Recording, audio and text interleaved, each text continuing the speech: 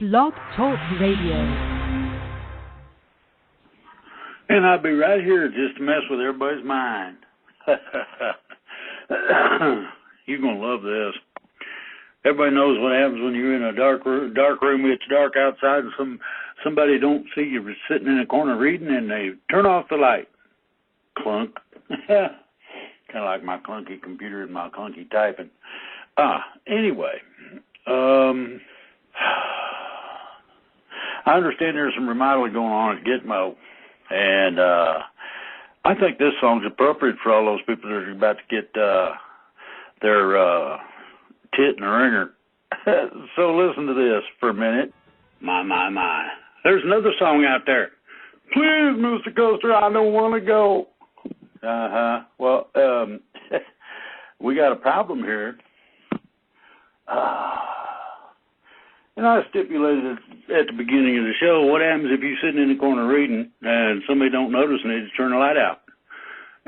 Shit goes dark, don't it? Well, here it goes. We're going to blow up something. I've had about enough getting ready to formulate the National People's Army in order to take care of business if the federal government and a few other good guys, white hats, etc., don't do what they're supposed to do according to the plan. You either follow the plan or you get out of the way. It's your choice. Here it is, contrast. You have a contrast button on your TV, lighter, darker, fuzzier, etc. Winter and summer, or night and day, are rather obvious. I mean, it's just like sitting in that room reading and somebody didn't notice and turns you off. How about this one? Predator and Prey, or Eat or Be Eaten. The story of the haves and have-nots. Ooh. Most of us are have-nots. Most of us do not play on the same level as the haves. The haves are the trillionaires. Oh, the billionaires got displaced back, I don't know, about when I started getting on the radio, actually.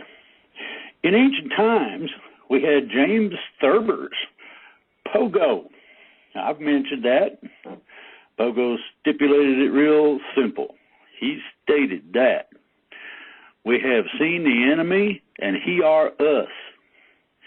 That is a way to say we are our own worst enemies. Why? Because we don't do what we need to do in order to take care of business. In ancient times, we had James Thurber's Pogo to deal with the political hot air from Washington, D.C., as noted by the likes of Will Rogers. How he blew him up regular. I don't know if you've listened to some of his stuff, but it's still pertinent today, right on, and real accurate. Since then, everyone has become an expert in what is best for we the people. You hear them all the time. They're supposed to represent what we expressly tell them to get her done, and they go, really? I think I'm going to do what I want. I done got your vote, and I got in office, and it don't matter. Ooh. There's a lot of those right now that need to be voted out of office if, and this is an if, and it's a big one, we get to the next election. Think about that very carefully. What happens if all this stuff starts changing that I have stipulated before then? Ooh. The disguise of the anonymous, that's those unnamed sources. Usually somebody's imagination that is a reporter or somebody who writes columns who don't have anything to write about, so they make stuff up. It's called imagination. The disguise of the anonymous gets obvious through the masks used by terrorist groups like Antifa. Ain't they cool? What about sources? Same difference, especially if it's made up. Is this attempt to elude? That's the reason for wearing a mask applicable to Muslim dress. Is there to be no more Halloween? Now, what happens if masks are outlawed for that very reason? We're going to identify the turkey that broke the window on the bank so they can pay for it. That sort of thing makes sense to me. I agree with that. Nobody should be able to, quote, hide because they're in a cloud. Oh, boy, or in a crowd, or, Sometimes when you play the game of crowd control, as I was trained to do in the service, you can get lost in a cloud of tear gas. Think about this.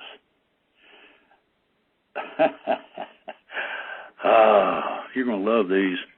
They're just so neat that I can't hardly stand it, and I don't know how everybody else feels, but it gets next to me. It's kind of like cold air in the wintertime getting in your underwear sort of thing.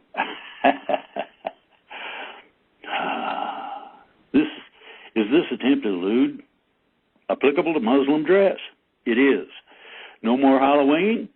Well, on several campuses, they don't allow you to wear a mask. You show up wearing a mask, and the police don't tell you to remove the mask or leave. Think about this editor's letter from the week. I labeled it fear porn. At the top of the whole city privileged few goes Stephen Sondheim's lyrics to No Place Like London, while making mock of vermin in the lower zoo. Some Sweeney Todd opened on Broadway 4 decades ago. That's 40 years, in case y'all don't know what a decade is. Set in London. It's also unmistakably about New York, then undergoing some of the most difficult times. 40 years on, and here we are, at the top of the world since a president. Now, you love this. Who from a high perch makes mock of the disgusting rat and rodent-infested mess he imagines America's cities to be. Well, many of those cities are. Though Trump was referring specifically to Baltimore, he could have been talking about a dozen other places burdened by violence and poverty. Oh, that's nobody's fault.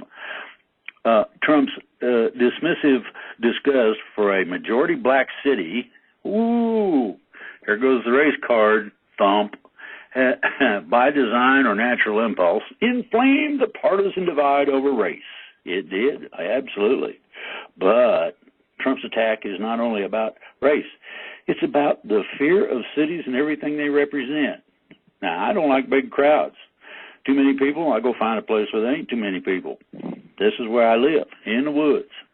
And that's the reason, fear of cities. I ain't afraid of the city.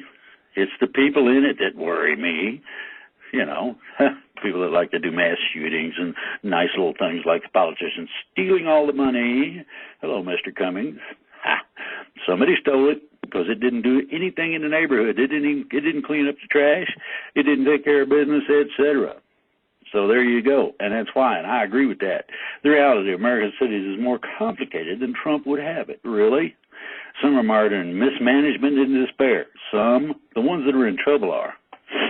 Then you got this lie, and I mean, this is bald-faced lie. Hello, Mark Gaiman, managing editor of the week.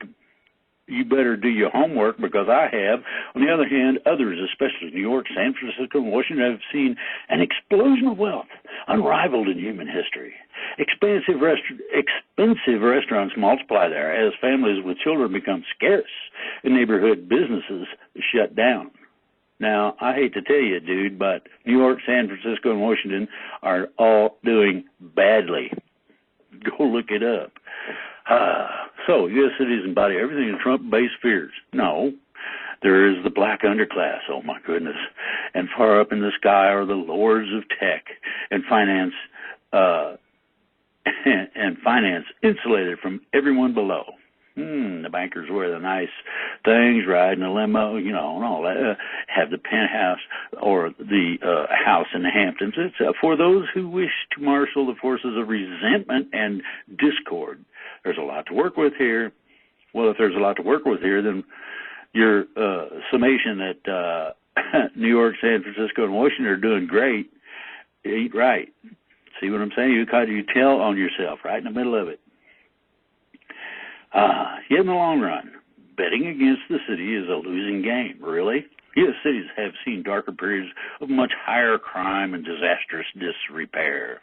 It's sad that the President of the United States offers the cities nothing but insults Oh, well, you've been given money and you didn't do nothing with it. Nonetheless, the cities are where most of the population is centered. Not anymore. They're moving out. They've had enough. The corruption has got to them, and they will ultimately thrive. No, the question is, can the rest of the country live on a diet of fear and envy? Well, according to you, yes. That's my remark to the managing editor. Some people you just fall in love with just because of what they say, let alone how they are. Then you got this one. Remember I said contrasts? You're going to love this one. It's, now I put woolly boogers and efflumps and oozles at the top of this. Democratic doomsayers. And I just love this. This is an editorial. I don't know who wrote it. It doesn't say. I think the editorials ought to have a signator, but apparently the magazine is not well versed in the manner in which to properly conduct things. Editorials, that could be written by anybody. Well. To hear most of the Democratic presidential candidates is to wonder if their role model growing up was Chicken Little. This guy's probably got to remember. Come on now. Told you who's going to visit history a little bit. Well, guess what? Here it comes. In a time of unprecedented peace and prosperity, arguably at the height of Americans' power and inarguably at the height of her wealth, they all yelled that the sky is falling while demanding radical solutions to protect the nation from dragons in their minds. Ooh, sounds like it did some acid or something. Senator Bernie Sanders asserted in Tuesday's night debate a need to transform our economy and our government. Now, this is from August 6th, so it's a couple of days old, but you need to hear it. Bill de Blasio went further, calling on his listeners to restructure society itself, starting by taxing the hell out of the wealthy. Real intelligent. Spiritualist, whoo. I wonder what spirit.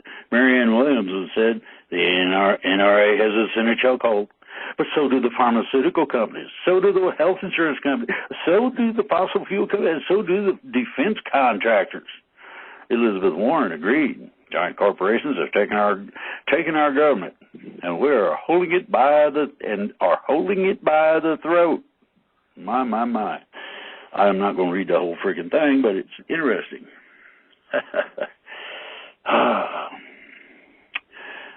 Yet, Democratic candidates talk as if America is a dystopian wasteland, straight out of science fiction.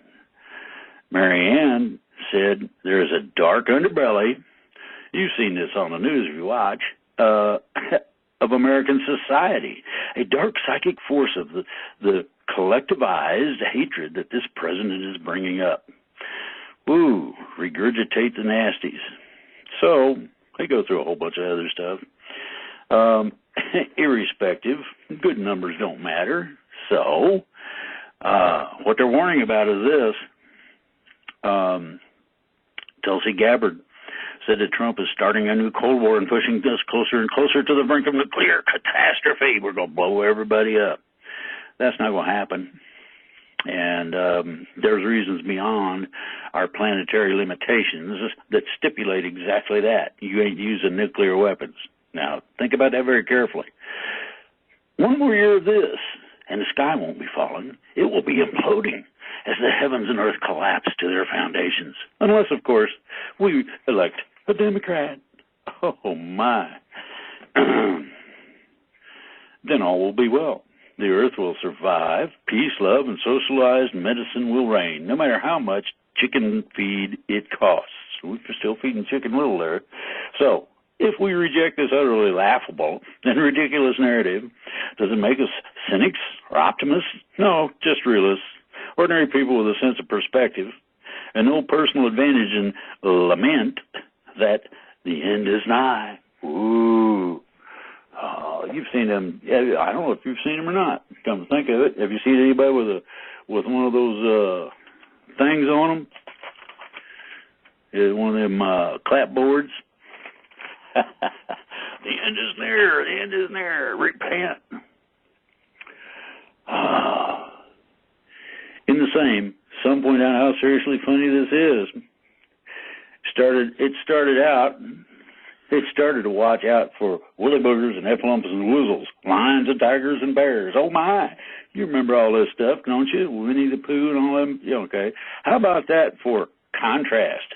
Try this next one on for a really good insight as to how Hollywood wants to see things go. Oh, you mean we don't want nobody left out?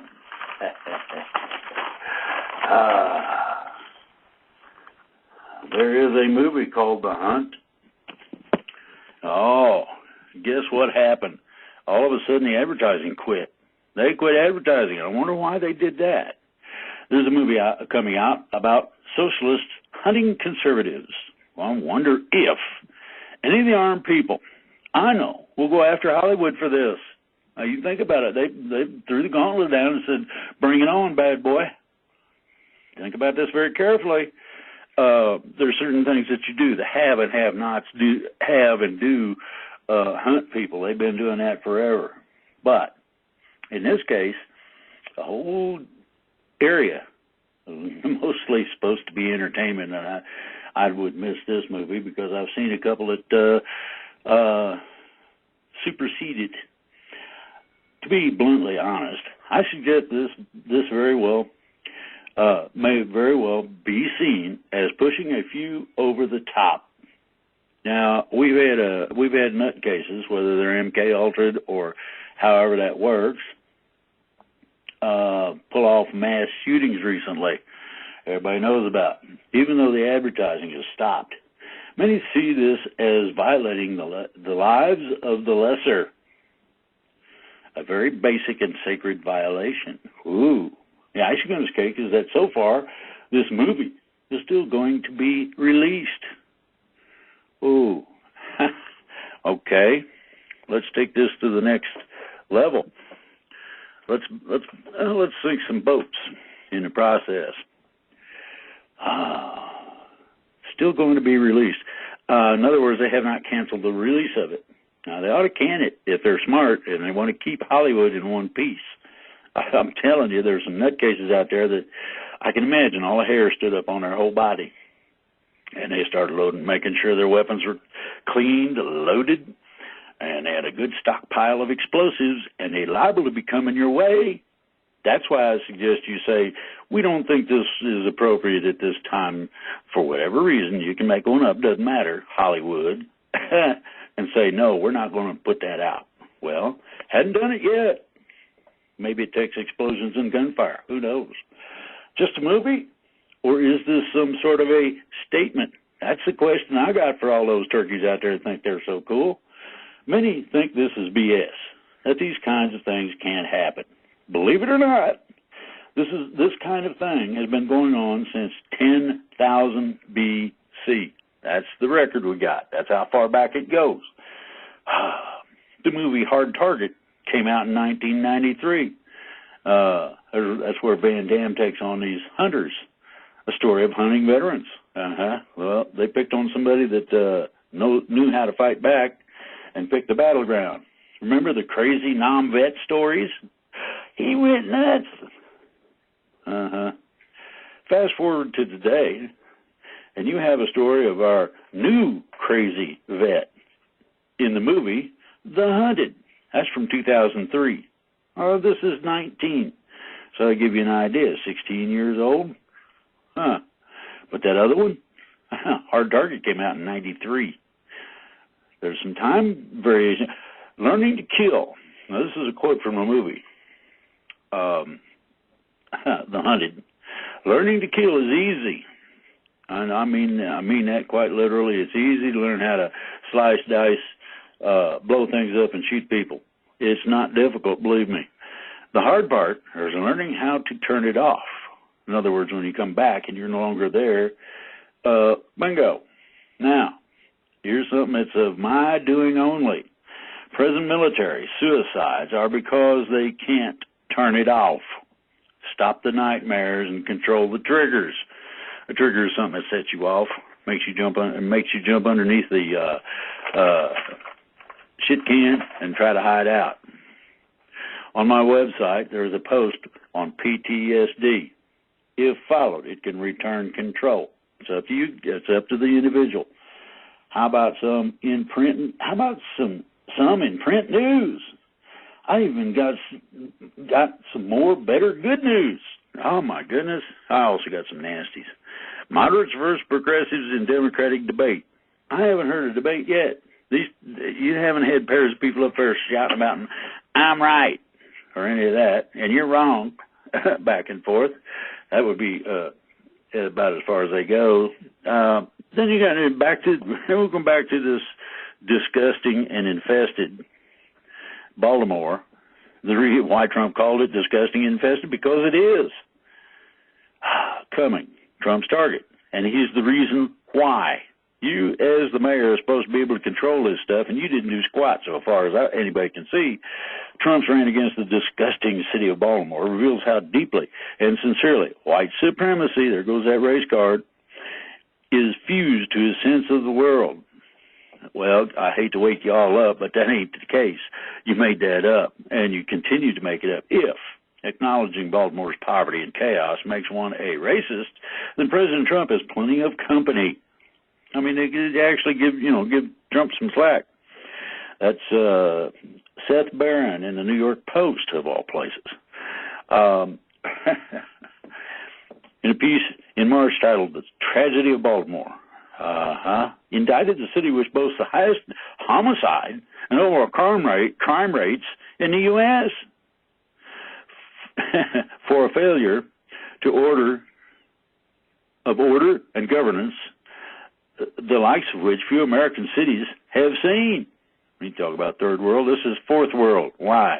Because we let it happen, because we got a bunch of crooks that decided to take the money. Think about this. 2015, Bernie Sanders toured Cummings District and commented, "You would think that you were in a third world country."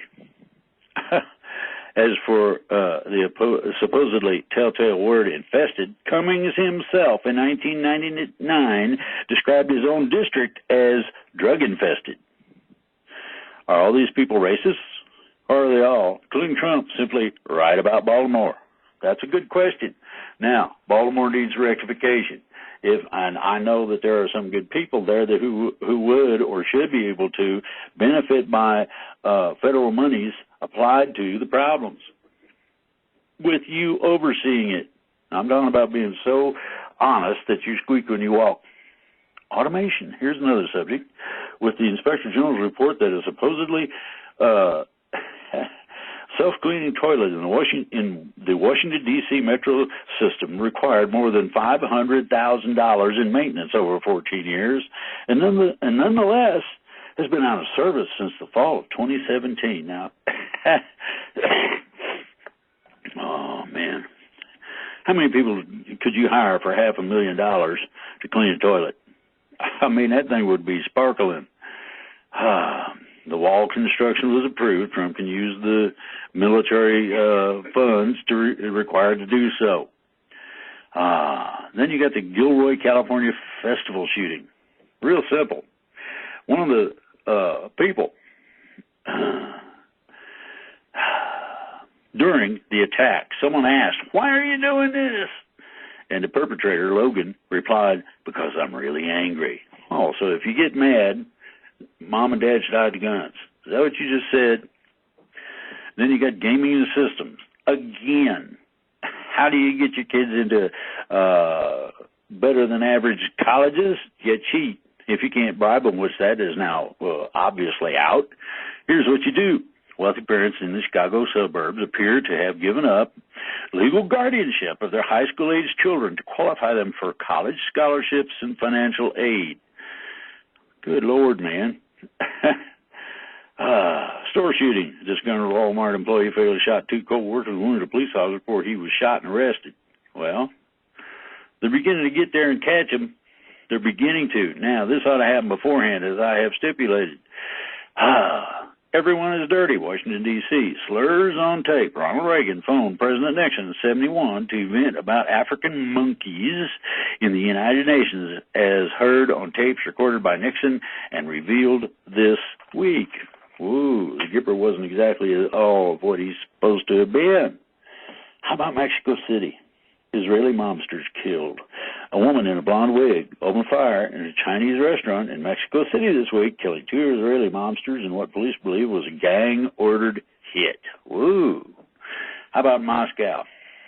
Everybody, I don't know if anybody is aware, but if you protest there and you don't have permission, you're screwed. Mass arrests.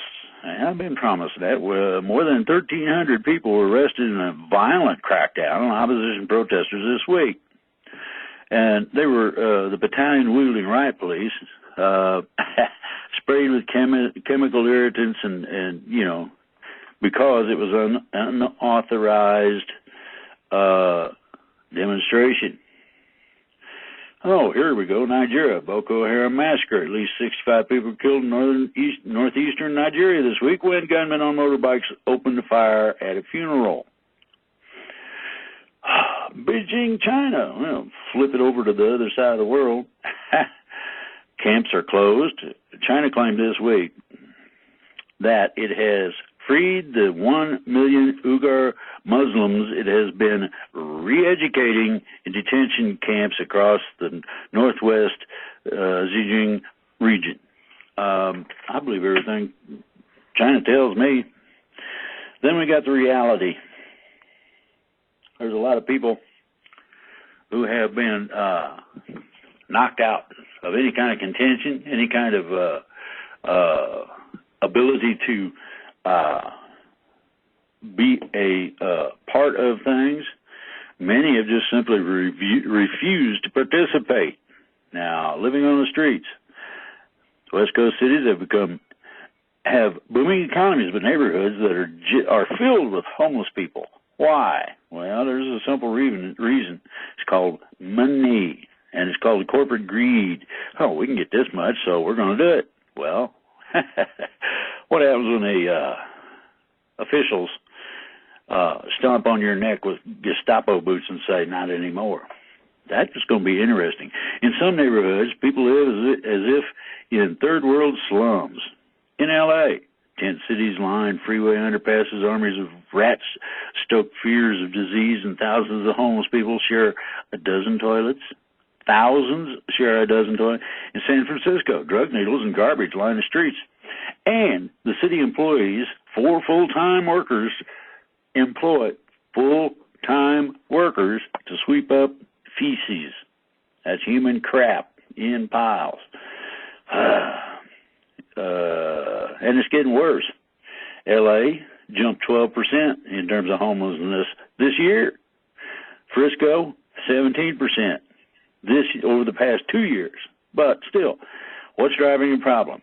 I put a money sign up there. L.A. household income grew 23%, while the median rent increased 67%. A person must earn. Now, think about this carefully, and ain't nobody qualifies I know of real recently, $47.52 an hour, more than triple the minimum wage to afford the average monthly rent of $2,471. That don't count utilities. Hello. Severely rent burdened. In Oakland, homelessness has exploded by 47% since 2017 across the bridge in San Francisco. The median one-bedroom apartment now rents for $36.90. Woo! Now, you want to get into this? It's real simple to get into this. 75% of LA's homeless are unsheltered, as are about 70% in San Francisco. They may not even have a tent. They're probably just sleeping outside. In 2007, Los Angeles officials agreed to stop enforcing an ordinance banning sleeping on the sidewalk. That allows as many as 10,000 people to live in the 50-block district known as Skid Row, a dystopian encampment where assaults and robberies run rampant. In Seattle, just up the coast, in Seattle, city officials say that the majority of homeless people are hooked on opioids. Okay? 80% are believed to have a substance abuse disorder. In L.A., homeless people smoke crystal meth and stay awake at night so they can fend off thieves and assailants, as well as some rats. Other kinds of rats. You got 4-legged and the 2-legged. San Francisco employs a crew to pick up used syringes 12 hours a day, collecting more than 140,000 in the past year. What can be done? Spending a lot of money. Private and public organizations in the Seattle metro area spend $1 billion each year fighting homelessness. Nearly $88,000 for every homeless person. Oh, good Lord, why don't you dinks get real and rent them an apartment? Last year, L.A. spent $619 million to bring 20,000 people off the streets. Now, I hate to tell you, but that's, that's unbelievable. Buildings. Low-income housing always generates powerful, not in my backyard, opposition among existing homeowners, fear it will hurt their property values. But without any more affordable apartments, homelessness can't be reduced. And here we go. This is the red box, the era of hostile architecture. Keep the homeless from camping. Business owners in L.A. are adopting aggressive tactics to keep the homeless away from camping out near their front door. Some are putting large arrays of cactus plants, thorny rose bushes, even metal spikes on the sidewalks. And Hungarian Culture Alliance, this happens to be next door to a food bank. I'm sorry, I really like your place, but the street is unacceptable. Imagine that. In cities plagued by street dwellers, hostile architecture is increasingly used to drive the homeless away. Well, fences with extra armrests to prevent laying down, boulders placed under bridges, grates raised off the ground. Chris Homenberg, an activist for the homeless in L.A., says people getting out of sight does nothing to fix the problem. Then you got some fun and games. Al Franken's delusional defenders of Senator Al Franken are perhaps the single most embarrassing group of allegedly progressive people in the Democratic coalition. That's Amanda Marcotte. Okay. They demand Franken's resignation. My. And they say he's 8 accusations of sexual impropriety, a victim of Me Too hysteria, and quoted saying they regret demanding his resignation, but he earned it. If Franken had stayed to fight the allegations, he'd have sat on the Judiciary Committee for Brett Kavanaugh's confirmation hearings. Think about that. Republicans would have had an irrefutable piece of evidence that Democrats take sexual abuse seriously only if it benefits them politically. Consider that. That's generally political take on things. Sanders' socialist hypocrisy. I mark these just because. Oh my. Bernie Sanders' presidential campaign is colliding with socialist reality. He's a public embarrassment. Sanders promised Americans free college tuition, free prescription drugs, and universal child care. If he gave his workers all that, his campaign would quickly run out of cash. The trouble with socialism is that it eventually runs out of other people's money. That's right. You don't think they put their own lunch money in the pot, do you? Greece. Oh, we stepped outside into the foreign nations. Greece. I'm gonna play a song and get done with this coughing and sneezing. This is one about America. The Greeks have begun electing snake oil salesmen. Oh, really? Far-right Greek Solution Party is coming in. The audience, made up of the naive conspiracy theorists and ultra-nationalists. Does this sound familiar? And they don't care about the law. They don't care about laws about truth in advertising. No authority has bothered to investigate the voodoo medicine and other products Velopolis is selling. Well, really? Well, they'll get to it. Oh, my goodness. We got vicious seagulls in the United Kingdom. Remember that movie, The Birds? We got to kill the bloody things. Well, get out the shotguns. Oh, that's right. You can't have guns in the UK. My. Maybe you need to call an armed Bobby every time it has a problem. Sweden. Why Trump cares about a rapper's arrest? There's a whole bunch of reasons. Attorneys argue he had the right to defend himself from obvious harassment, but the beating video shows a level of violence going beyond self-defense. Well, sometimes you got to prove it to somebody permanently. You know, like cracked skulls. We don't have bail in this egalitarian country because we don't believe the wealthy should walk free until trial while the poor remain stuck behind bars. So everybody gets to stay in jail. Well, that's interesting. About 30% of inmates here haven't been convicted of anything. We also put severe restrictions on pretrial detainees. Many are refused access to the internet or newspapers, or denied visitors, or are kept in solitary, often for no good reasons. Such treatment is shameful in a country that prides itself on the rule of law. So he got turned loose. Horse hockey. Well, China, how to quell the Hong Kong protests. They're going to use military force. You guys keep it up. Radicals are playing a dangerous game, said Beijing Global Times. They want to topple Lam and establish opposition-dominated political structure manipulated by the U.S. and Western forces. That's not true. They want to be autonomous. They're tired of everybody telling them what to do, just like all of us. These riots have provided mainlanders with a useful negative example demonstrating how fragile social solidarity is under the Western system. I think it's you that provided the bad part. Colombia, cursed with a culture of killing.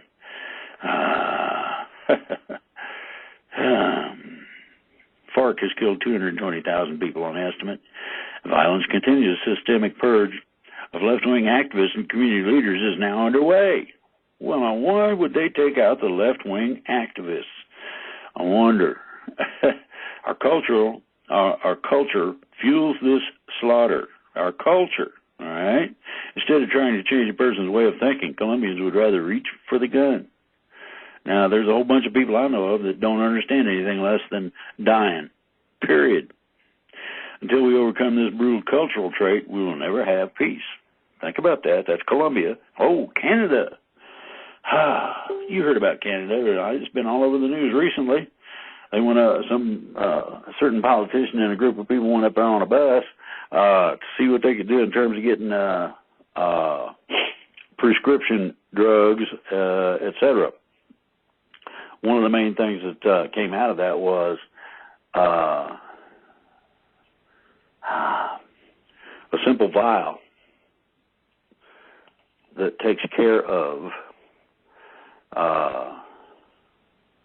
the inability to manufacture the drugs within your system. Up there, costs $30. Down here, it's $300. Now, I'm gonna recommend that Trump put his foot down one way or the other. On somebody's neck would be fine, and stipulate to all of the suppliers, people that are ripping us off.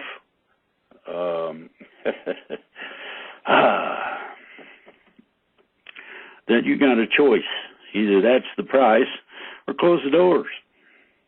Will populism take root here too? Answer is yes. And nationalism. Trump-style nationalism coming to Canada, said Megan Campbell. Maxime Bernier of the right-wing People's Party of Canada has unveiled a campaign platform for the October parliamentary elections, studded with proposals to put Canadians first. Oops. Well, I think maybe that there is a problem with the present leader.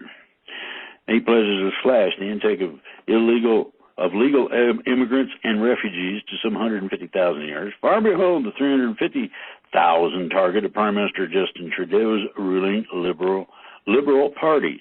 Maybe the Liberal Party ought to be required to pay for them. I'm telling you, you get people's attention when you put your cold, clammy hand down their pants and grab something, in which birth tourism, in which pregnant foreigners come give birth in Canada to secure their child's citizenship, and require aspiring immigrants to submit to in-person interview to assess the extent to which they align with Canadian values. You hear that? It's going to happen here, too. We cannot be the welfare state of the planet. Hello, all you Democrats that think it's funny to build a wall. Well, which one will the Canadians embrace? That's a good question. Oh, and you've got more Russian interference and alternative reality in this case. It's different.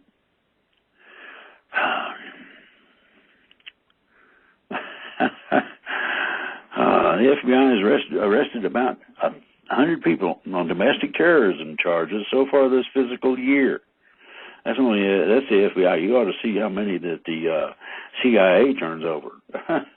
And that's FBI Director Christopher Wason says most of the arrests were related to white supremacist activity. Well, that means you guys are done. FBI and CIA, deep state.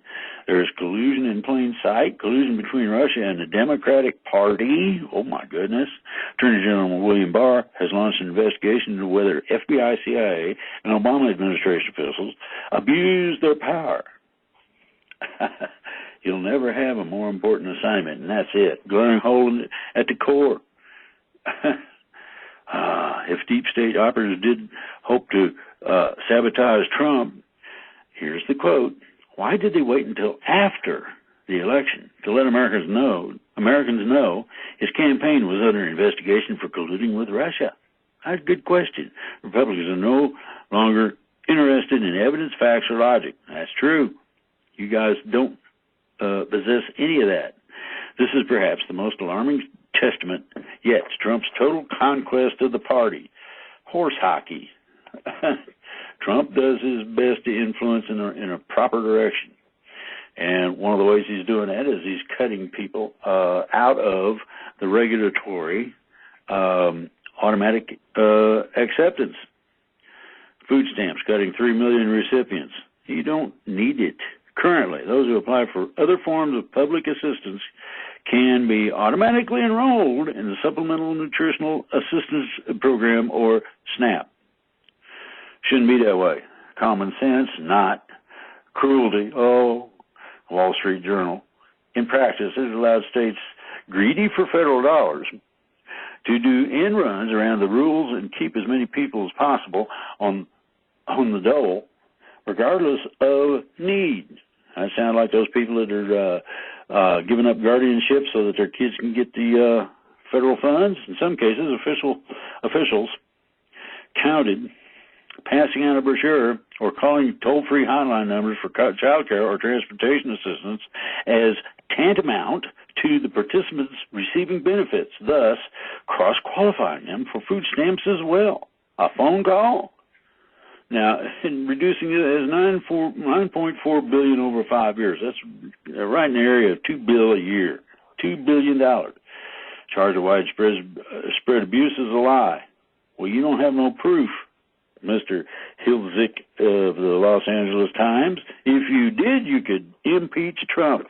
And, oh, you ain't got it. Well, won't you just shut up? Yeah, that's right. I said it. Proved. The only thing Undercenter proved, okay, already based on a stunt by Minnesota millionaire Robert Undercenter, who collected about $5,300 over 19 months in SNAP benefits. All he proved was a determined individual can commit fraud on the U.S. government. Woo, well, go after him. Force him to pay it back, and to maybe sponsor some people. There is a perverse irony in Trump's SNAP cuts, said David Super in the New York Times. The money saved will help offset nearly $2 trillion tax cut. That's true. Then we come to Barr. Now, this is a combinational setup, long-term planning.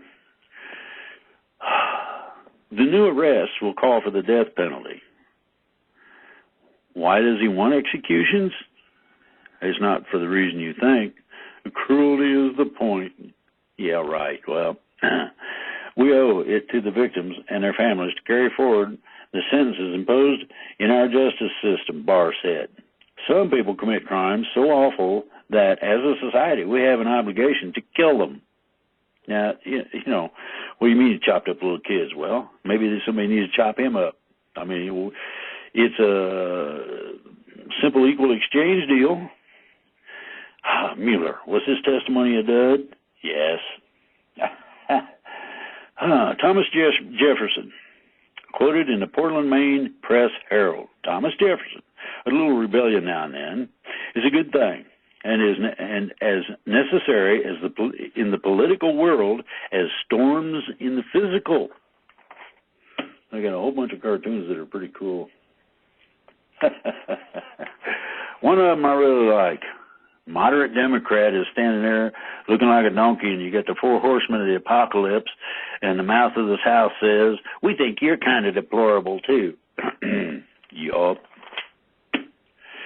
The interesting things that are going on is this. There is a manner in which our natural environment takes care of things that ain't supposed to be here. You'll hear a lot of things on ET shows and whatnot or whatever that aren't exactly correct. They're saying that the viruses and the new diseases and whatnot are being dropped on us. Well, that's true, but you look at the Black Death and look at the reports of UFOs, and there was black dust being dropped by the UFOs in the areas where where the flare-up was. Unlike a virus, which typically radiates out from one source, the fungus emerged simultaneously in multiple counties, including the U.S., multiple countries, in the U.S., India, and South Africa. Now, I'm sorry, but that is a bioweapon that's been planted. Capiche? Gut bacteria linked to ALS may play a role in the development of motor neuron disease. Sonic attacks change brains.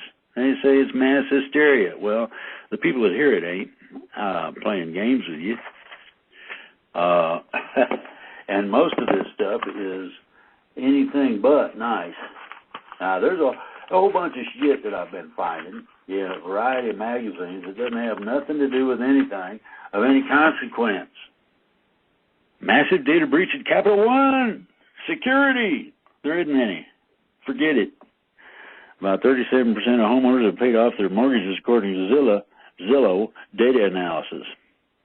An increase of 5.5% in the last decade, even as the median price of home has gone up more than 60%. A state with the nation's highest rate of mortgage-free owners is right where I live, West Virginia, here in the woods. Yes, indeedy. Why? Well, you can buy a piece of land and build a cabin out of the standing trees and live pretty much free. Here's what the experts say. Cities versus homeowners. Fines have become a big and rapidly growing business for cash-starved cities.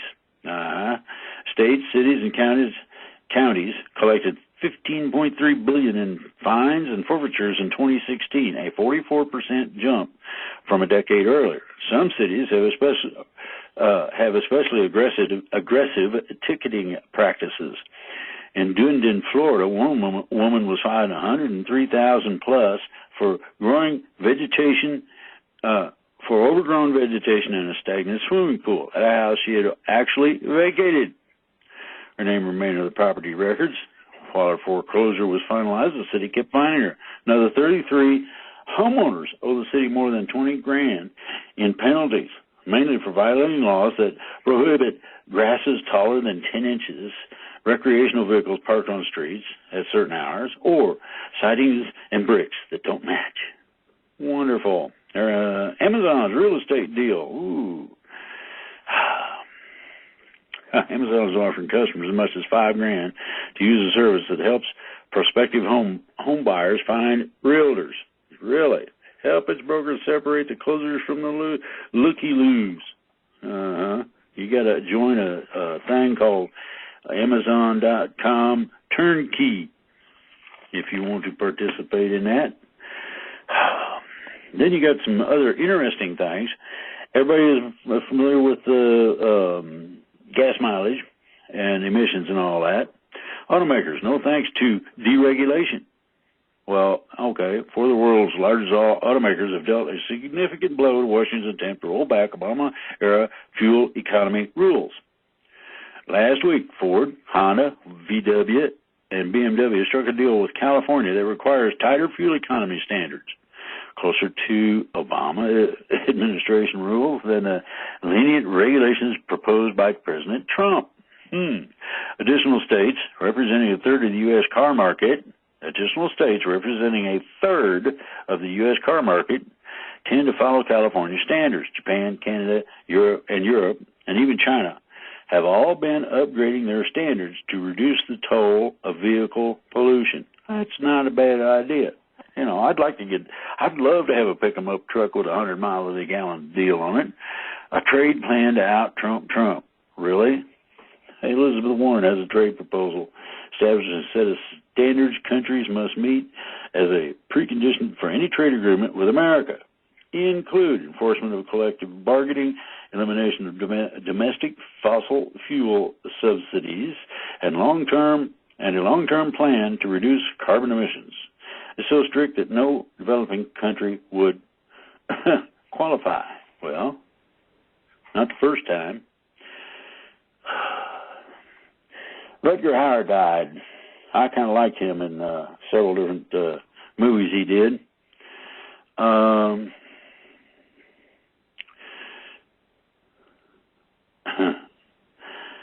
Here we go, Replicant. This is what the movie deals with, and it's got a stipulation in it that everybody should pay attention to.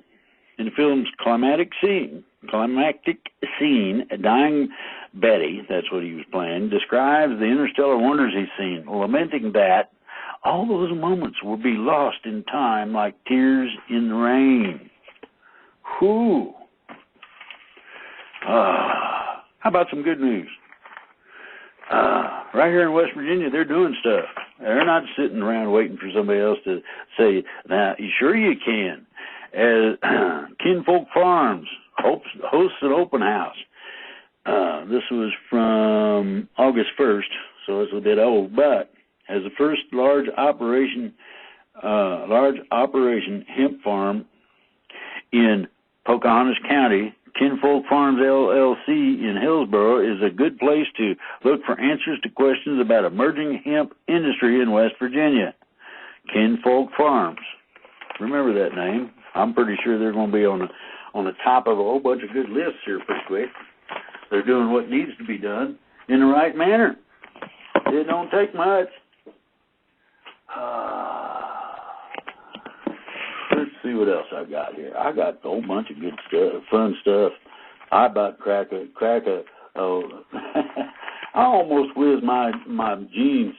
I just about get my drawers wet when some of these things come across my, Now, we get back to the basis of some things here. Now, I'm gonna, at the end of reading the magazines, I'm going to give you some good news. Now, I know you need some good news. Why nationalism won't go away. That's Washington Examiner for August 6th. It's outdated, but not too terrible old. In 2015, Bernie Sanders sat down with Vox Ezra Klein for an interview. Klein says, I think that if you take global poverty that seriously, okay, it leads you to conclusions that the U.S. are considered out of the political bounds. Things like sharply rising level of immigration we permit, even up to the level of open borders, Klein said. Sanders cut him off. Open borders? He scoffed. No, that's a Koch brothers proposal. Think about that very carefully. Really, Klein? And Sanders says, of course. That's a right-wing proposal which says essentially there is no United States. Bear that in mind. Everybody agrees that you can't have a country, an individual sovereign state, without it. Edmund Burke Foundation. Oh, boy.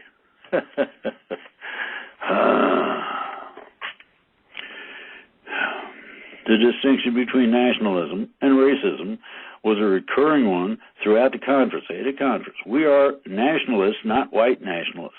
Oh, really? Well, you happen to be white and you're a nationalist. How do you separate that? The new nationalism is about far more than immigration, and some of it would be entirely familiar to liberals. Ooh, so you are liberal, okay. I can't recall the threat of socialism being mentioned at the 3-day conference. Now, this guy attended this conference, okay? Tucker Carlson, keynote speaker. His message that identity politics is a distraction while elites pick your pocket, and that's pretty freaking true. But still, identity politics is a reality to a lot of people. They actually literally, honestly, wholeheartedly believe in it, okay? The idea that America's most vulnerable should come before those of other countries is not only heterodox, it's considered downright racist. Well, fine. Then maybe these people that attended this forum can take care of all these tens of thousands who come through every month. Oh, you can't do that, 9/11. Your pay grade ain't that high? Then it ain't racist to tell them no. America can no longer afford that shit. It's just that simple. The new nationalists do embrace the idea that there is one main culture that determines the destiny of a nation. What is needed for the establishment of a stable and free state is a majority nation whose cultural dominance is plain and unquestioned, and against which resistance appears to be futile. Oh my goodness! And I heard that the socialists were going to come out, guns blazing, and get rid of all of the people that happen to be conservative. Oppression of minorities. Oh my God!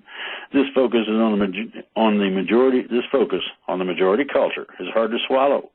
For new nationalists, America's dominant culture is a Christian one. Religious minorities are peripheral, and at least some diversity. And at least for some, diversity is not an objective good to be pursued or even cherished. They got these boxes with big red print, and I marked this one. The new nationalists also oppose free markets and Wall Street's influence on politics and are deeply concerned about the poor. Really? You ain't proved that yet.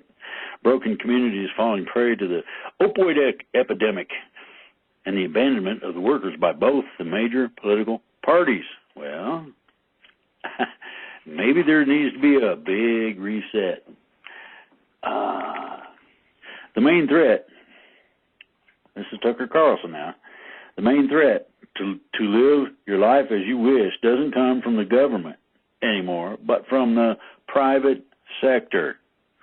Oh, thought police. Oh my goodness. Morality police. And here's something: if you really want to cause a whole bunch of left-wing, fuzzy-thinking liberals serious digestive problems, they really hate "Imagine" by John Lennon. Maybe we ought to start playing that more often. Get them set the mood a little bit. Freedom cannot be America's gift to the world, purchased with the blood of U.S. service members alone. Then you got Facebook. Instead of cleaning up your house, now you're launching into another business model. You're just changing the rules as you go along. Josh Hawley of Missouri, in June, proposed a bill that would tighten federal scrutiny of social media companies with the threat of curtailing their ability to moderate their platforms according to their own terms of service, meaning that you don't get to play games with conservatives anymore or any other games. You have to allow the First Amendment to speak to you loudly. Thumbs down from David French at National Review. Well, really? Who warned it would enable public censorship? No, it would take it out of there. Edward Moore Brown at Reason call it Orwellian. Ooh, to make these people behave, to abide by the law, is Orwellian. Remember that. assholes. At the Federalist, however, law professor Adam Kendaub and tech writer Jeremy Carr argued that the bill would stop major internet firms from targeting conservatives. That's the only purpose of it. The plan, Politico noted, is closer to Donald Trump's agenda than Barack Obama's. And Barack Obama is soon to be arrested. Heads up. The left's common reaction to Trump is to equate all nationalism with white nationalism. Well, now, wait a minute. I've seen people, all different kinds of people of color, varying different colors, saying, hey, go Trump, go Trump, go Trump, for the very first time. For the very first time, some people are actually paying attention to the moral directive of your own conscience and saying, I ain't going to be mean to people because of the color of their skin or their national origin. I'm just going to be me. I'm just going to treat them like I'd want to be treated. Amy Wax, a law professor at the University of Pennsylvania. Oh, here we go. Wax was the exception that proved the rule. Her remarks stood out because they were so out of step with those of the other speakers.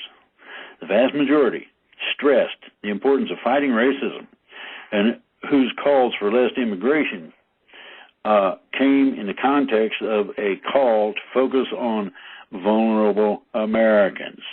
That sounds pretty, they got at least had one person in there that said something correct. The emotion and moral bias grounded in the membership is just unbelievable. I mean, it's several pages. I'm not going to read the whole freaking thing. Failing to engage nationalism seriously risks ceding the intellectual playing field to conservatives for a generation on an issue that won't go away just because it is ignored. No stuff. Well, I hate to tell you, but your intellectuality doesn't cut it. And then and now, nukes. 74 years ago, the United States became the first and only country ever to use nuclear weapons in war. Today, it is the bad guys such as North Korea, Iran, terrorist organizations that pose a nuclear threat, really. At one time, the deterrent effect of mutual assured destruction made nuclear weapons the mainstay of peace. You don't want to just you don't want to just kill everything. Joshua. Remember Joshua? The computer in the 1983 Cold War film War Games couldn't win a game of global thermonuclear war with itself, concluding the only winning move was not to play. Now, Buttigieg fails his way to political stardom. I'm gonna leave that poor boy alone. He's got more problems than the Clintons do.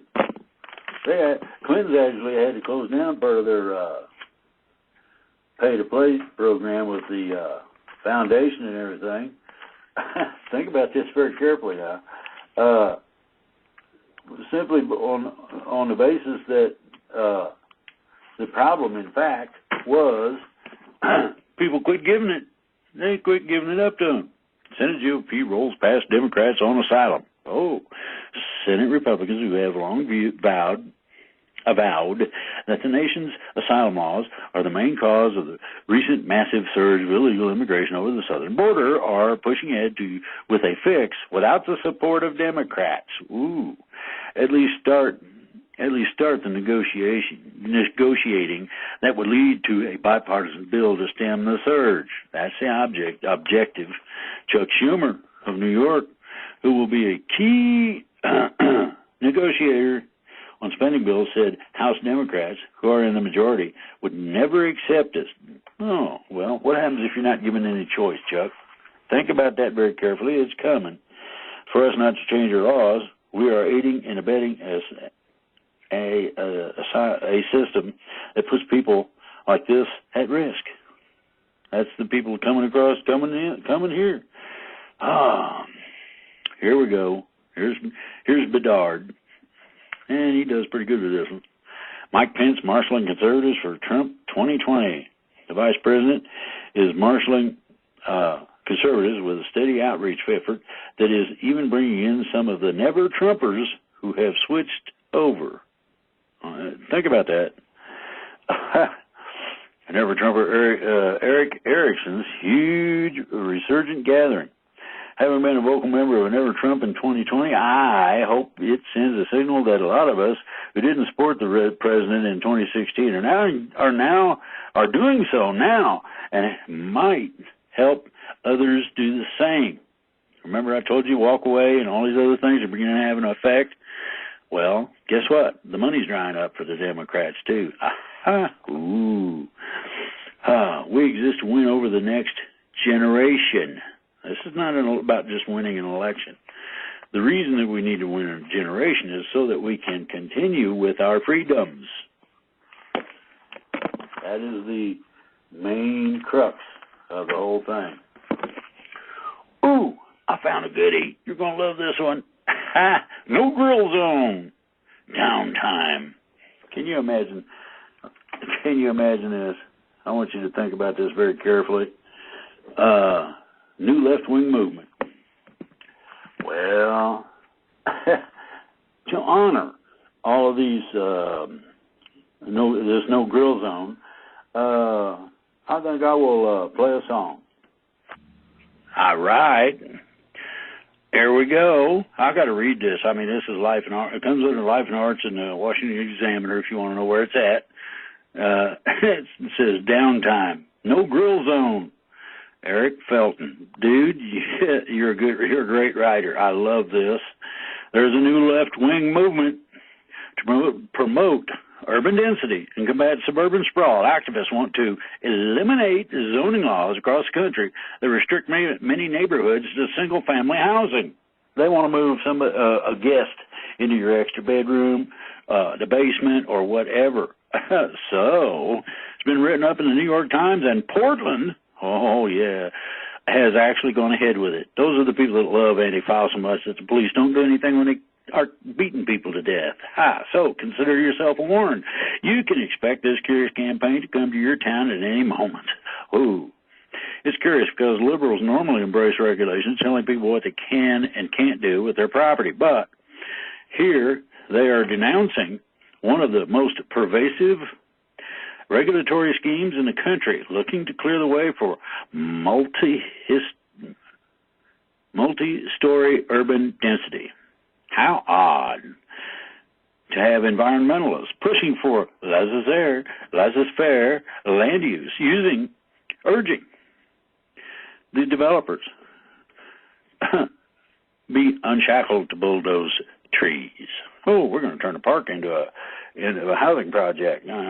This reflects a hatred of the burbs, an antipathy that can best be illustrated by that icon of the suburban summer, the Weber Grill. Let's count the ways the Weber offends. 1, there is the burning of charcoal, a carbon footprint, no. 2, the flame is usually applied to meat, an affront to the sensibility of veganists.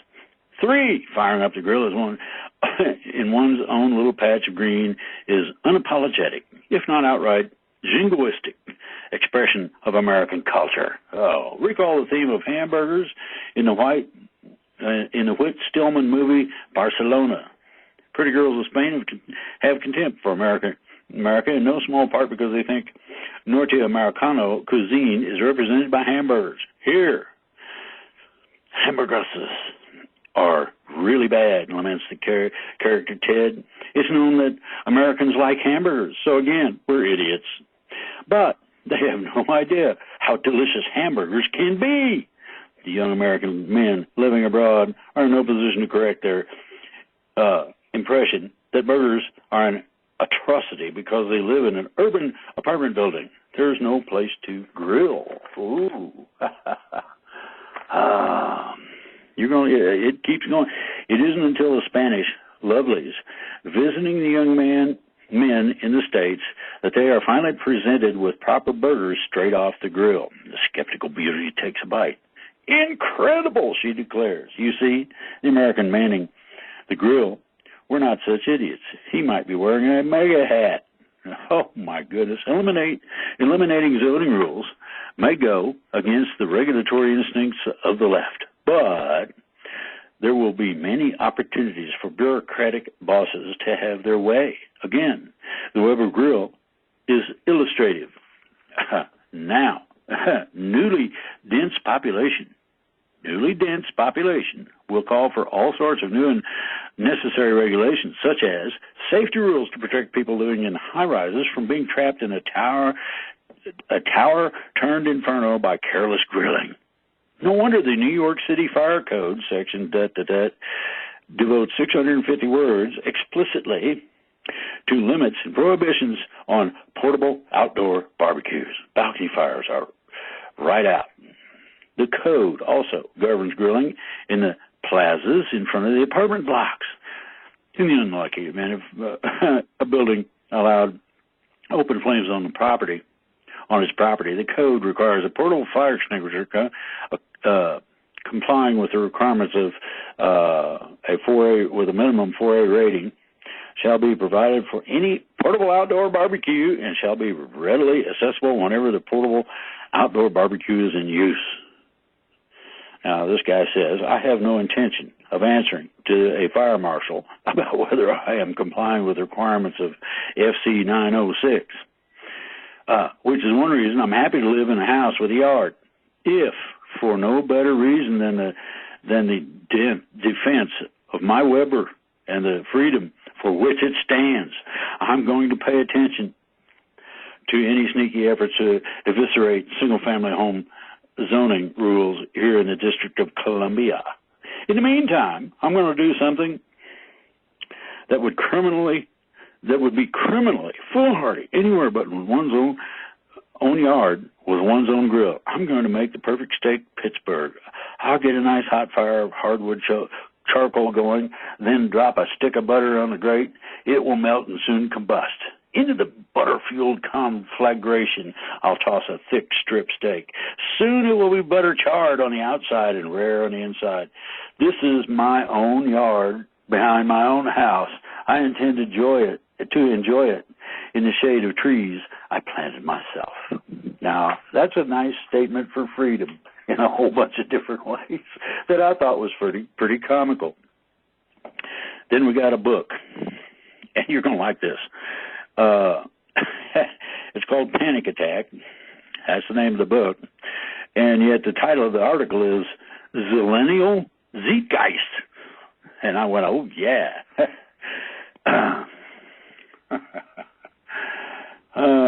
Young radicals in the age of Trump examine the activism of millennials and Gen Z, a combined cohort he refers to as Zillennials, and finds it wearing illiberal, caustic, fundamentally unlike the fondly remembered activist movements of decades past.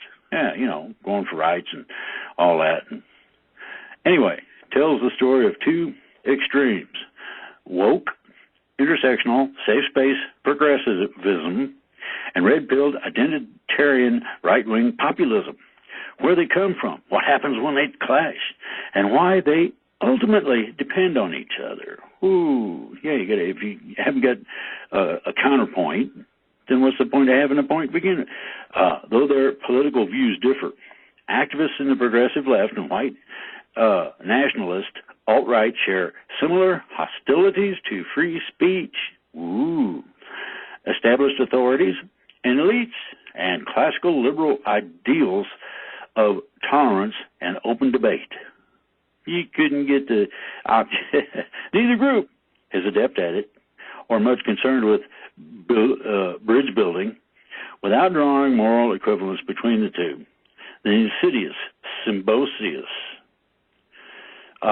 The right extremism fuels the left, and the extreme left responds in a way that makes the extreme right feel vindicated, and vice versa. Oh. A psychological profile of zillennial activists. Oh, Black Lives Matter, Antifa, Me Too, feminists, trans activists, Parkland students, and the alt-right are all considered at length, among other social change agents and activist movements. Two developments were critical in shaping zillennial activism. First, and you're going to love this,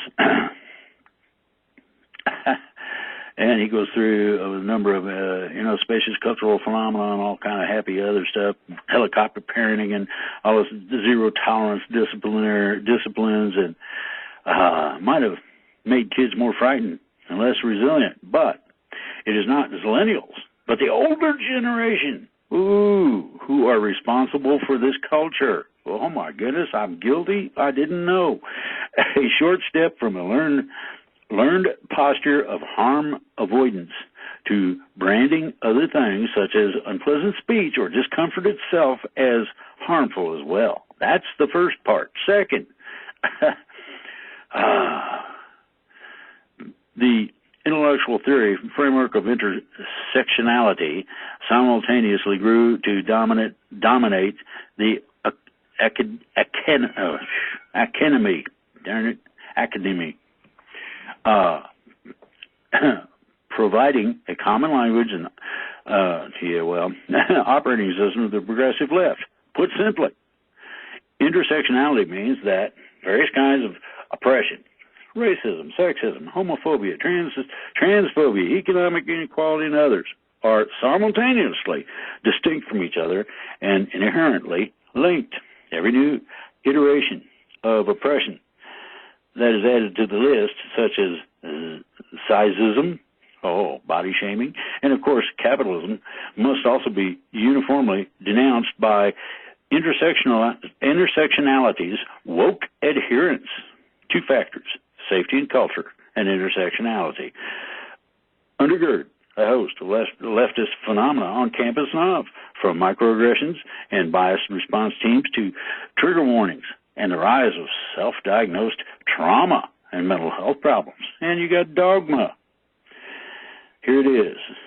Identification of paleoconservatism is the intellectual precursor to the alt-right.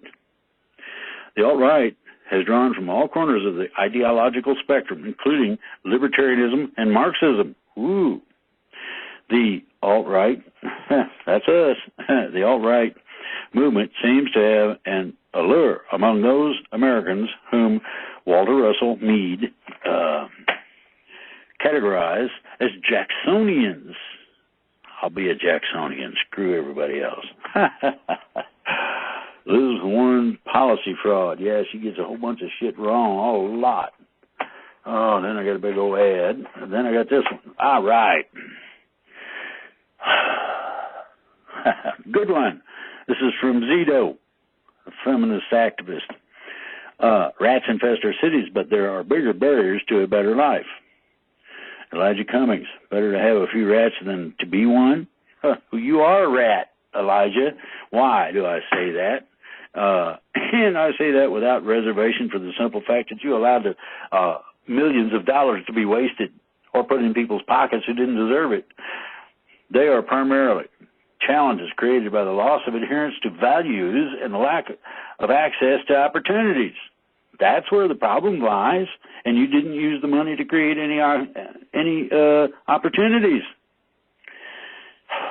Where we find a lack of commitment to and resultant abandonment of the traditional institutions of our society, such as our schools, businesses, communities, churches, and families, is where we find generational poverty, violence, addiction, and lack of opportunity. That's, work, dignity. I mean, when people become isolated by choice or loss from these most traditional and basic institutions of our society, they fall into a desperate cycle of despair from which it can be incredibly difficult to recover. Many people die from it. Instead of using these problems as political sledgehammers to crush their opponents, they should use these problems to draw us together and rally us as a people around the need to reinstate the values that made our society great, and support those institutions with the public and private resources necessary to see them flourish in challenged communities. She got that right on, 100%. Oh, boy. Hannon, Boris Johnson is no Donald Trump, but he could be. I just took a whole article and brought it down to 3 words. And then you got Vladimir Kara-Murza, 59 to 19. He embodied post-Soviet Russia's hopes and contradictions. Now, that means he was an activist. And the problem is that his cause of death was not immediately reported and remains unknown. What does that mean? That's pretty simple. It means simply that somebody suicided the man. All right. If somebody grabs something that to them is critical to their well-being, something that they have a talent for, what does that person believe that is so different from everybody else? What's going on? Okay. Well, there's a simple thing going on right now, and John Mellencamp put it to song. It's only 3.5 minutes. It's well worth a listen. Listen to what it says, because there's a lot of people going through this right now. Imagine that. Anybody going through foreclosure? Well, how about this? Would you believe that California got it right? They actually got somebody in a position to make a difference. This is my good news for the day. I'm going to close with a song here after I get done with this one, and I want you to pay attention to what it says. The title, and this is in Mother Jones of all places, and I would recommend Mother Jones if anybody out there is affiliated with it. More of this is what we need, more answers. Well, everybody knows about the horse hockey that I just went through in the magazines, where everybody hates everybody because they're different, or they like a different politician, or whatever the case may be. But this one here, and it says minor victories. I say this is major. I think it may be only one of many, but the title is Approach the Bench. And I marked it, please do. This is a great article. They got it right. What about redemption and forgiveness? Think about this very carefully. From a legal standpoint, from the bench, from Compton, California.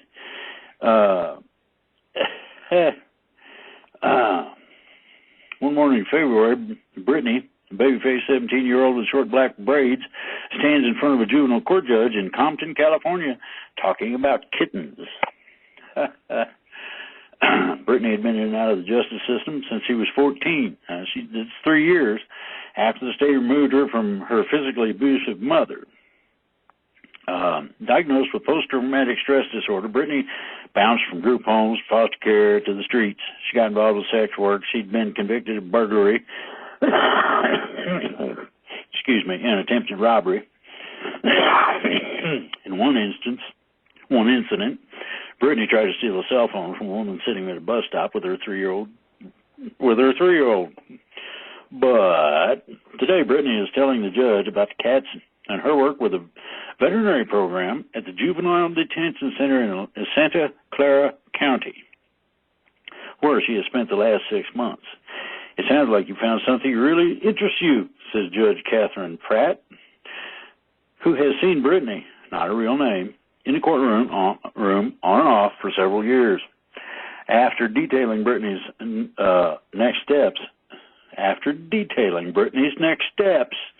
she'll be released from the center and placed in a group home where she'll remain on probation. Pratt looks down at her from the bench.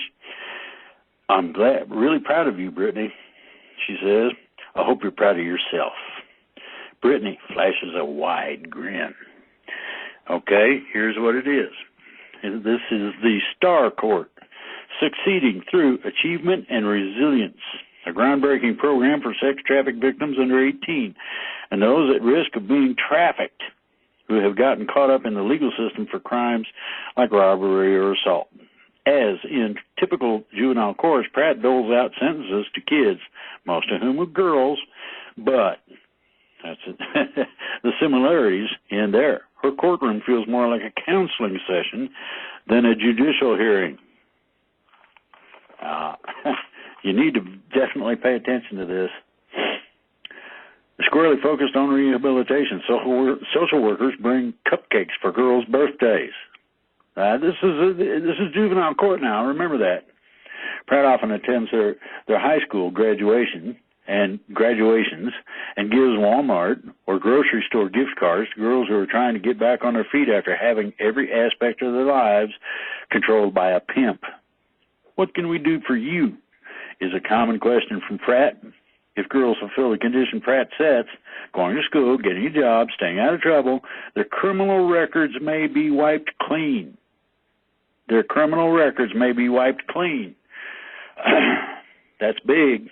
Pratt created the court in 2012 based on the premise that children who have been sold for sex aren't like other juvenile defendants, and that the trauma of their experiences should be taken into account when considering their cases.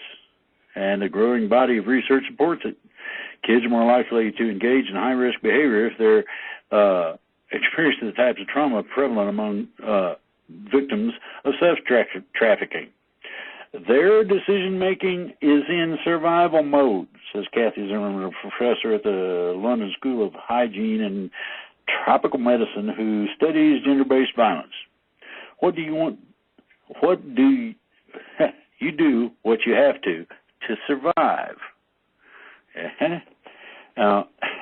800,000 nationwide arrests each year. The number of girls and boys in juveniles is decreasing.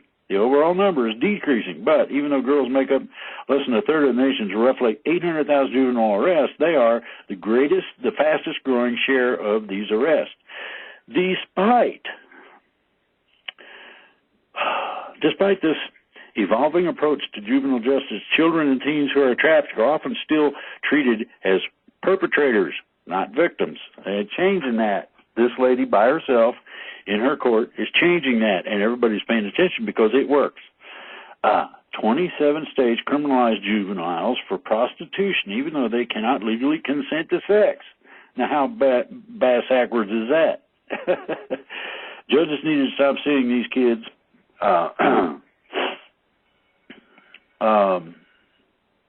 as bad girls and understand that these are victims of child sexual abuse.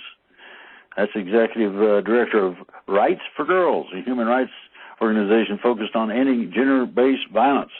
We have a long way to go. An exception to this criminalizing impulse is the Star Court, where girls are diverted from traditional juvenile courts to be sentenced, or if they're already serving a sentence, to access the counseling and other resources Pratt's court offers. The girls' hearings, which happen as frequently as every month, usually start with a casual, off-the-record check-in with Pratt. They go into the chambers and talk about it. Girls are accompanied by a lawyer and often a host of social workers and representatives from the support programs that work with the court. Pratt, who plays a hybrid role of judge, mentor, and therapist, sees herself as one of the few people in the system whom girls can trust. Someone who's honest, straightforward, and consistent. It seems to be working. 555 children and teens have been through the Star Court since its inception. Between 2014 and 2017, 3/4 of participants were not rearrested on any kind of charges in L.A. County. And that's after they complete the program. In the past 5 years, about 70% of the girls who went through the program graduated from high school on time. They're actually getting educated. They're given self-worth. I mean, this is our future. These people will eventually be the future generation determining how things go. And they're doing some really good work. Once you have that foundation of trust and respect, genuine care, then you can do the real work. I'm not reading the whole thing, but man, I would definitely recommend reading this. This is a fraction. There is a faction out there who very strongly believe that these kids are victims and that there is never an appropriate time to have them have them at juvenile hall, regardless of what else is going on with them. She says, I don't necessarily agree with that. I think they have a good point, but there's a lot of factors. You got to know what you're dealing with, who you're dealing with, and whether or not they're really wanting to fix it. One of the girls, think about this on the morning of Brittany's hearing, I visited Pratt in her office as she reviews her docket for the day. She expects to see 10 young women. Girls often pop in unannounced, check in, or just say hello. One of the girls on the list is Erin, a 16-year-old who was arrested for theft 5 times before she came under Pratt's supervision 2 years ago. In the courtroom, Erin, a pseudonym, excitedly tells the judge about her new job at Goodwill and her latest report card, 2 A's and 2 B's. Pratt makes some small talk about thrift store donations inspired by tidying up with Marie Kondo Netflix hit show about organizing. Erin's record will be cleared. Think about that. You can go through the juvenile justice system and have your record cleared. I'm very proud of you. Can I have a hug? Pratt asks. She steps down from a bench and gets that hug. Now, Mother Jones, you need to point all these things out a whole lot more. So this is toward the, this ought to be headline news. It really should. I think it's awesome. I think it's something that everybody should strive to accomplish in their own area. Now, you heard Brain on the Scarecrow. Did you listen to what it says? Did you really hear the words? Well, maybe this one will inspire somebody. Here's what you got, and I'm seriously, this is what you got. We have the capability. That's you and me and us'ns, all of the people on the planet here, all of the people in this country. We have the capability of changing what's wrong to where it's right. Now, in the meantime, we got a whole bunch of people that are disagreeing with the ideology of maintaining the status quo system that, quite honestly and literally, abuses people in varying ways. If somebody's unhappy, help cheer them up. But listen to this. I think you'll like the ideology, and you have to understand this person's hurting me. That's where part of the reference in the song comes from. Listen up. Oh yeah, you thought everything was done with. Well, I'm not going to necessarily close things up. He's doing your show, the open range now. Reading 20 magazines a week already. Try to not laugh on air at Kent Dunn. Yeah, I agree. He's not to be ridiculed. When will the Vatican and Black Pope be exposed? Already has, Roger. It's not something that stuck, okay? Will we have any arrests this year? That will be reported in the news media. They're already going on. The mass arrests definitely will be on mainstream media.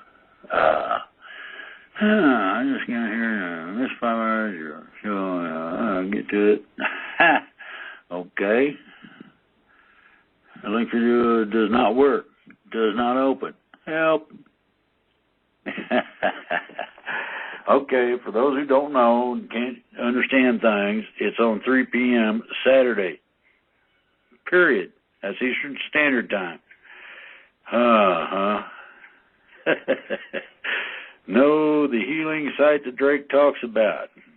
Yeah, there's several of them. I don't want to overload anything, but I'll see if I can get that. Let's see here now. Clunk. Oh, come on up. There we go. Keep going. There we go. All right. There you go. A lot of our sites have been taken down. This one is not, because it can't be. And there's some others that, anybody know the healing site? That's one of them. There's several out there. Just about anything you can think of in terms of a list will come up when you go there. Happy birthday. Well, yeah, I'm older. Oh, my goodness. I'm just getting so many happy birthday. Oh, boy. Goofy pulling a box off a cake. Thanks, Susan. Oh, look at this. Uh-huh. I see Susan put a cat on there blowing a horn. Ah, boy. Even Trump's department was to bring him on. I'll entertain that man like you wouldn't believe. Any information on MS raid at the chicken plants? Yeah. Keep watching. There'll be more. And the real question is not so much getting the illegals out of there. It's what are they going to do to the employers? That's where the question lies. Let's see what we got here. With expired random and given favor in either. Yeah, okay. No green card. Let's see. There's a whole bunch of things going on with that. Angela, you're right. Says, okay. Chief of Police did not know it was coming. Yeah, of course. That's what you got to understand. We are no longer telegraphing one of our knockout punches. California started not being able to get a job if you didn't speak Spanish. That's the 90s. The bosses were Mex. They would not hire any non-Mex. My neighbor got fired running the motor shop at a landscaping company in Palm Springs. Yep.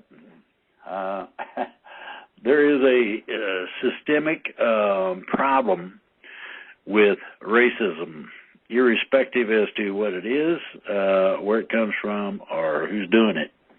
And everybody's going to have to suck it up and take care of that problem. What do you think about a city ranch? He's going to clone? No. Epstein, they're saying Epstein, yeah, he's dead. Let's see here. A city ranch is okay. It's not the greatest. James Gilliland, a clone? Possibly.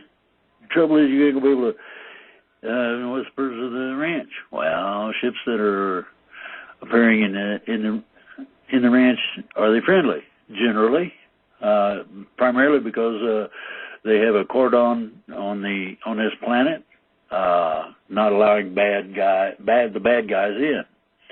There's another Susan. They're saying that Epstein is dead. What will happen now? Well, they declassified all of his paperwork, and the fun, it don't matter about being a clone, it matters what they do. Okay, that's first. Second part of the answer is Epstein, accused sex trafficker. No, he was determined that he was a sex trafficker, and they're declassifying all of his information. There was a combination of lists. People went to the island with him, or took an airplane ride, or whatever. A lot of these people are in deep squat right now. And Epstein, here's the neat part,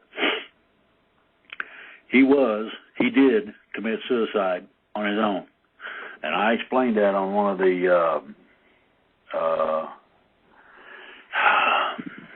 the posts about that.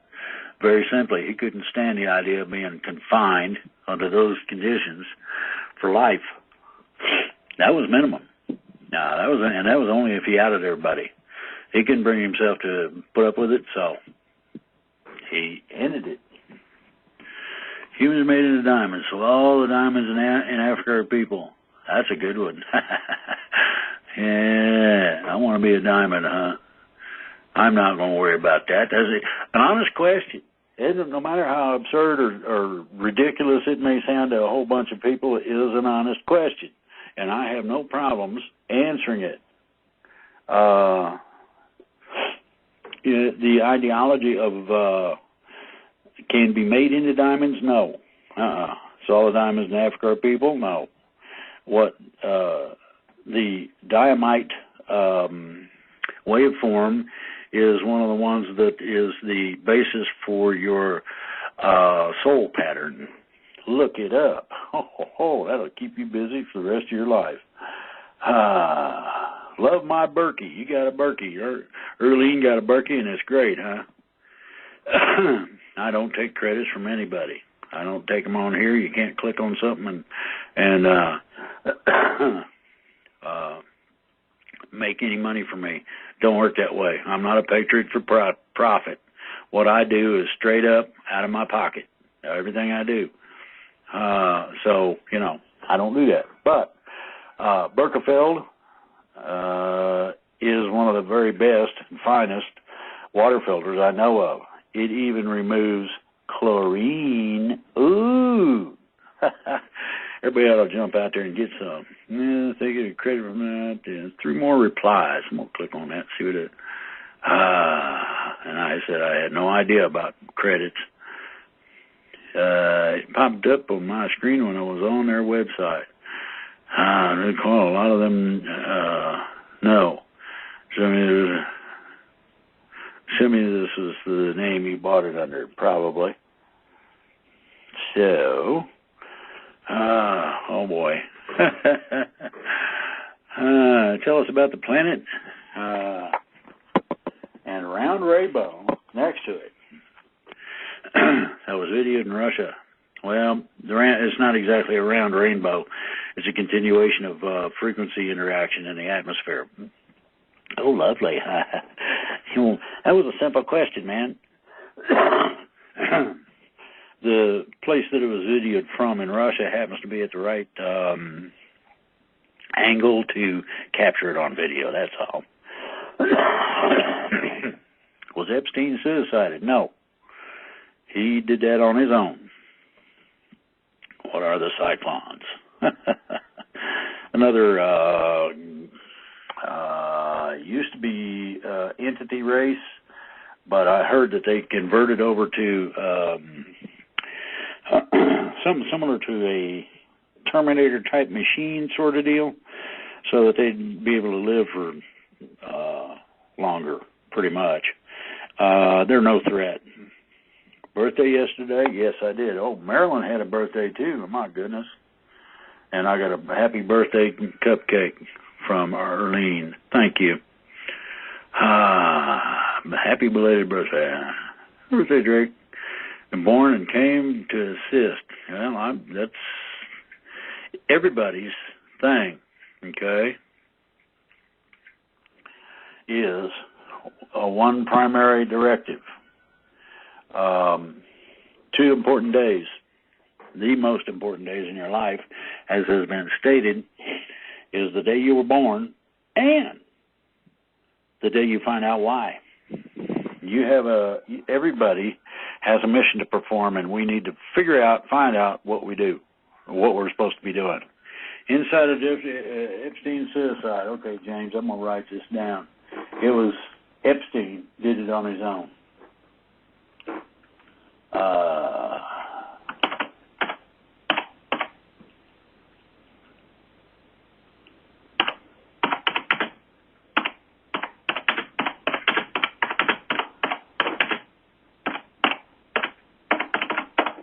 There you go. Epstein did it on his own. He did it to himself. He could not take the idea of being confined like that. When we go to 4D, do we see our departed family members? We're supposed to, Annie. From what I understand, when you go up 1 dimension, at least. Now, some might go further than that, but I kind of doubt it. Reason being, they want to collectively catch everybody they can who knows everybody, and everybody then would go, after the classes in 4D, into 5D together. It helps. Let's see. You mentioned on Free Range you have seen and talked to your parents. Yeah, after they had died. And they married someone saying, well, that's no big deal. Bring everybody. They'd probably be expecting any... I don't think so. Continuation of a previous relationship. You started a new one because that person was gone. That's about as good a reason as it gets. Happy birthday. Yeah, done got older again. But wiser. I don't know how. If I claim to be a wise man, it surely means I don't know. According to certain people. Who shot JFK? The passenger or the driver? Neither. A rifleman shot him from a distance.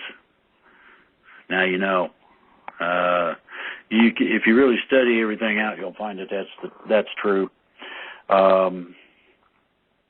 Those shots were after the fact, and they were aimed at certain specific people they wanted to eliminate at the same time. Okay? Mentioned about you and the big things you're going to be a part of. Can you give intel? Well, I've got a whole bunch of things that are coming up, Patel, and some of them are, I think they're pretty much equivalent. The trusts and collateral accounts are to be opened. I'm supposed to be a part of that. The Indians are supposed to be, or indigenous of the United States, or I'm supposed to help take care of.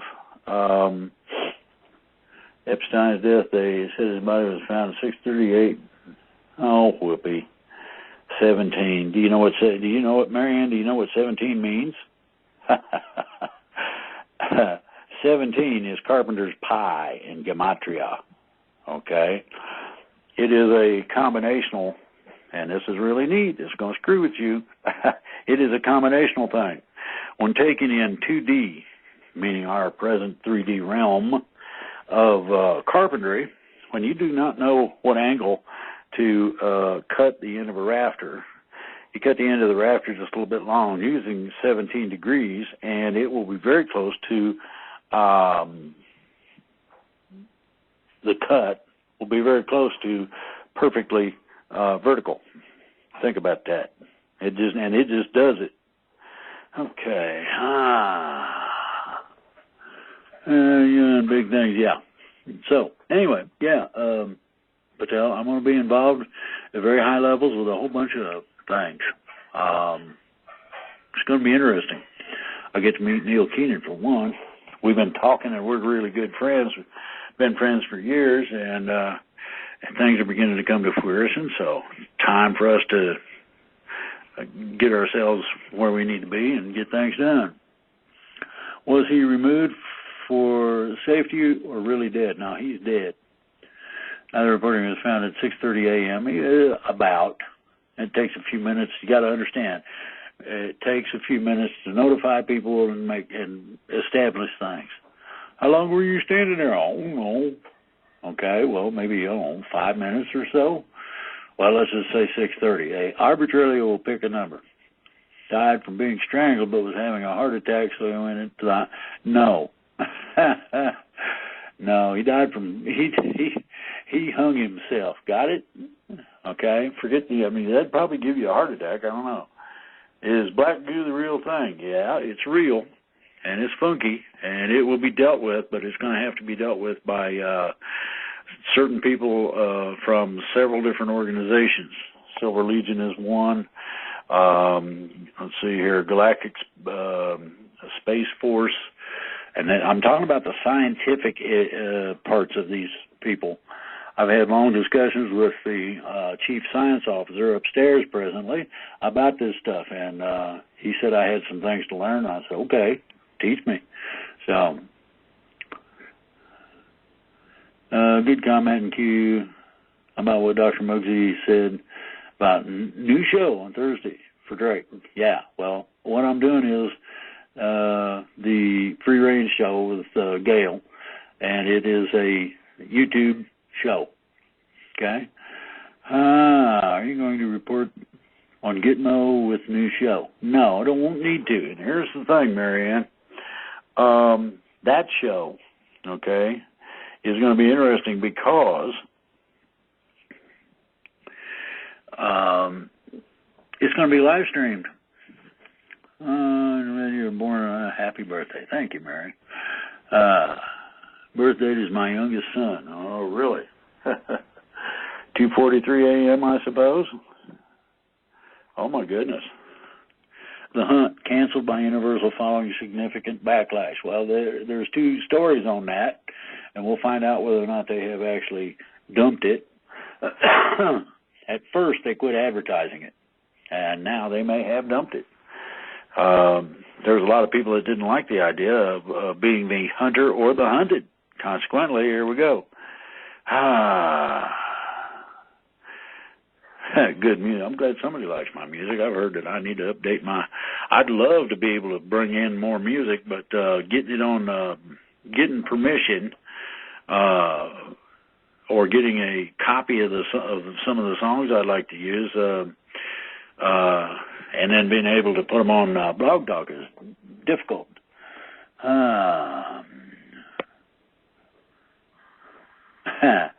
How can I know if I'm an ET incarnate in a human body?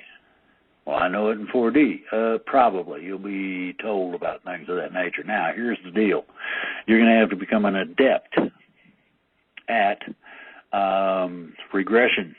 And by that I mean, quite literally, time egression.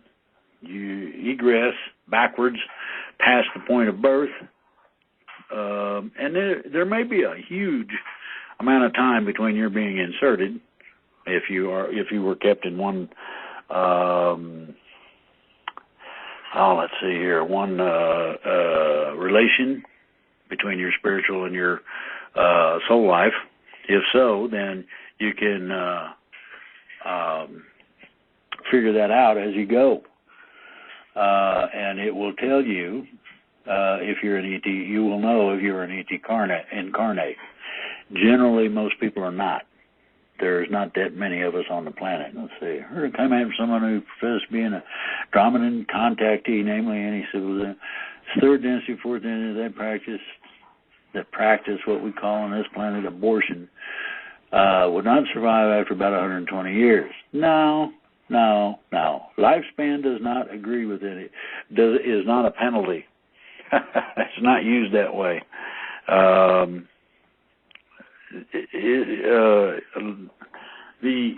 Our lifespan, okay, as a matter of fact, I'll answer that. Our present lifespan is supposed to be somewhere in the neighborhood of 1,800 years.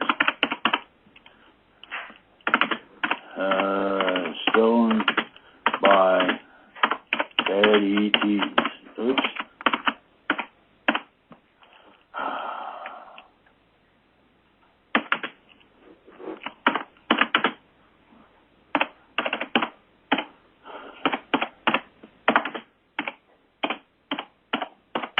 Our new lifespan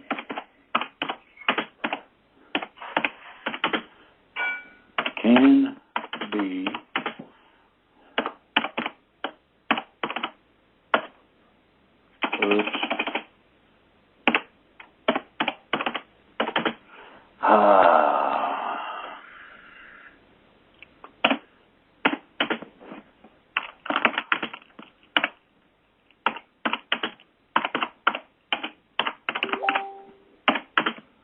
oh boy.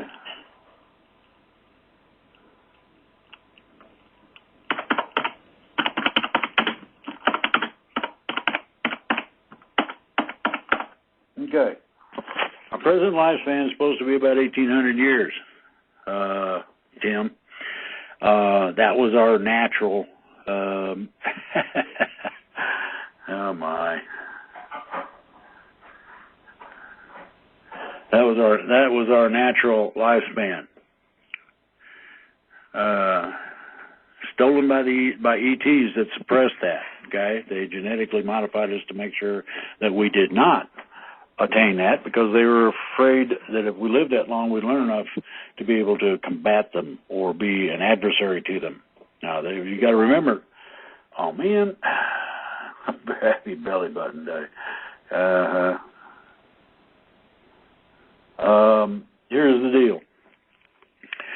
Around 300 years, give or take, in terms of longevity, an individual realizes what their condition is and what they're being subject to, and the bad ETs would have been on the short end of the stick, big time.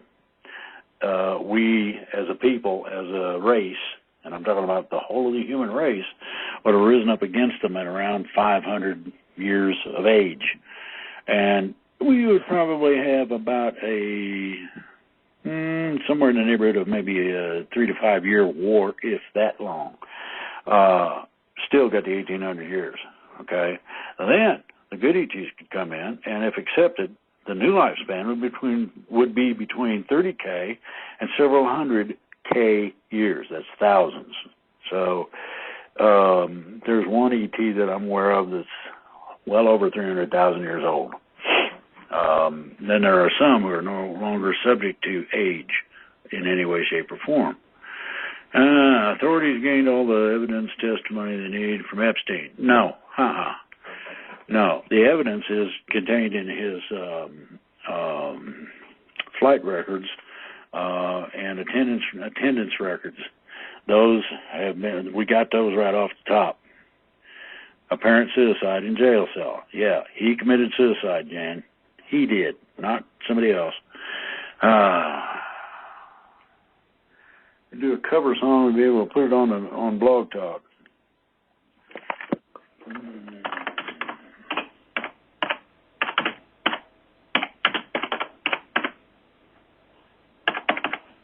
Okay.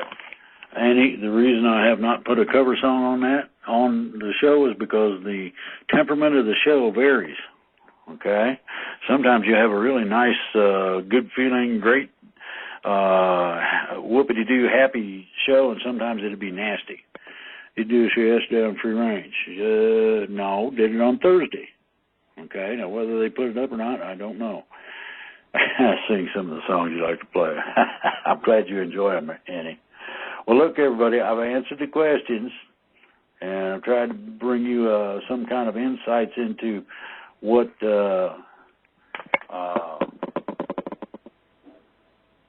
it takes to be more proficient in terms of keeping your life under control, managing what's going on, understanding enough of it to be able to do something about it. And if you really want to go, for the fun of it, try this one. Read between the lines. I do some of that, but not to the extent that everybody will absolutely understand everything. However, I'm looking to enjoy myself. I'm old enough that I'm going to die happy no matter what anybody, doctors or whatever, say about it, whenever that is. So, I'm going to bid you fare thee well. I'll tell you what you do. Go out there, do me a favor, apply what you learn, and go get her done.